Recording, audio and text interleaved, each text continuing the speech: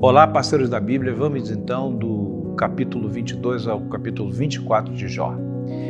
Esses capítulos nos convidam a caminhar por um terreno árduo, onde a dor pessoal se mistura com o silêncio dos céus e a percepção das injustiças do mundo.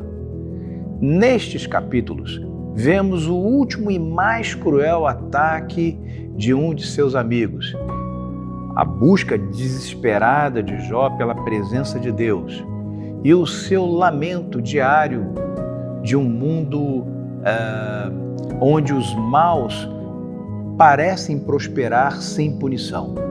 Esses capítulos nos ensinam sobre os perigos de uma teologia sem compaixão, sobre como a fé pode sobreviver mesmo quando não sentimos Deus, e sobre a nossa esperança de um juízo futuro. No capítulo 22, ele toma a palavra para o seu terceiro e último discurso. Frustrado por Jó não aceitar a teoria de que o seu sofrimento era fruto de um pecado oculto, ele perde completamente o freio da empatia e passa a inventar acusações. Ele diz: não é grande a sua maldade? Não são infindos os seus pecados? Sem motivo você exigia penhores dos seus irmãos, você despojava das roupas que quase nenhuma pessoa tinha. Ele acusa Jó de opressão, roubo e crueldade contra os pobres, crimes que Jó jamais cometeu. Esse texto revela um perigo terrível na vida religiosa, quando a nossa teologia se torna mais importante do que as pessoas e a gente corre o risco de distorcer a realidade apenas para que ela caiba em nossas caixinhas doutrinárias. Ele preferiu acreditar que seu amigo era um monstro a admitir que tinha respostas para o sofrimento humano. A aplicação para nós é um alerta severo. Nunca devemos usar a palavra de Deus como um martelo para esmagar quem já está ferido, nem presumir que toda tragédia é um castigo direto. O amor e a verdade devem sempre andar de mãos dadas. E isso é mais importante quando a gente entra no capítulo 23, onde encontramos uma das passagens mais comoventes de toda a Bíblia. Jó ignora as falsas acusações que ele faz. Ele não quer mais debater com os homens, ele quer encontrar Deus. E em sua angústia ele clama: se eu soubesse onde poderia achar, então me chegaria ao seu tribunal. Ele procura Deus pela frente, por trás, à esquerda, à direita, mas não consegue percebê-lo. Esse é o retrato perfeito daquilo que os cristãos, ao longo dos séculos, chamaram de a noite escura da alma. É aquele momento em que oramos e parece que o céu é de bronze. Choramos e não sentimos nenhum abraço consolador. No entanto, é exatamente no meio desse silêncio ensurdecedor, que a fé de Jó brilha com mais força. No versículo 10, ele faz uma declaração extraordinária: mas ele sabe o meu caminho, prove-me e sairei como ouro. Jó está dizendo: eu não consigo ver a Deus, mas eu sei que Ele está me vendo. A verdadeira fé não se baseia em arrepios, sentimentos ou na ausência de problemas, mas na certeza do caráter de Deus. Quando você não consegue rastrear a mão de Deus na sua vida, confie no coração dele.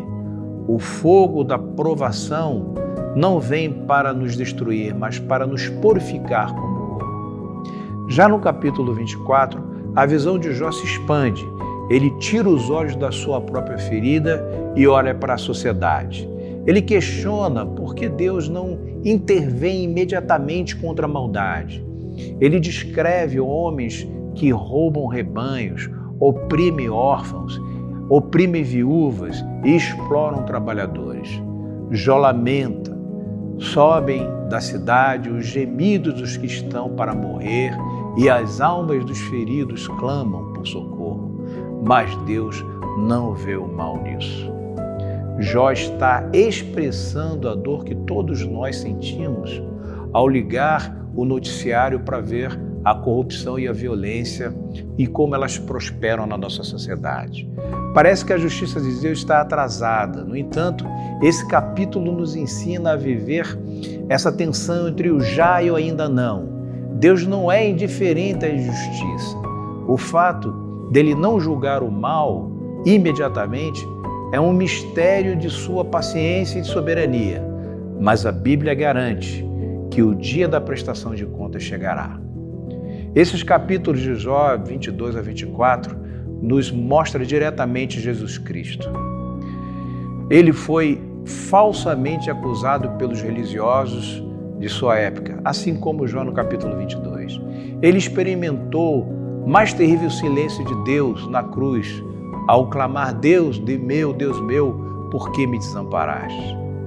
Isso está no capítulo 23. Ele foi a maior vítima da injustiça humana, como Jó no capítulo 24, mas foi através desse sofrimento que ele garantiu a nossa salvação. Se hoje você enfrenta falsas acusações, se sente que Deus está em silêncio ou se sofre com as injustiças desse mundo, olhe para a cruz. Lá o nosso Salvador provou que Deus pode usar a noite mais escura para produzir a manhã mais gloriosa. Eu queria convidar você a orar comigo nessa manhã. Pai, nós colocamos, Senhor, diante de Ti as nossas vidas. Olhando para Jesus, olhando para o seu sofrimento, olhando para o sofrimento de Jó e projetando naquilo que foi também a vida do Teu Filho Jesus entre nós. Rejeitado, humilhado, em sofrimento, foi elevado a tremenda honra, Pai. Ó Deus, nos ajuda a compreender, Senhor Deus, e encontrar Jesus nas páginas desse livro, inclusive no Antigo Testamento. Obrigado por essa revelação, Pai, a revelação do nosso advogado fiel, do nosso mediador, do Redentor, que se levantará em nosso favor. É a nossa oração em nome de Jesus. Amém. Nós somos os parceiros da Bíblia, da Igreja Batista em Perdizes. Que você tenha um dia abençoado sob a graça de Deus.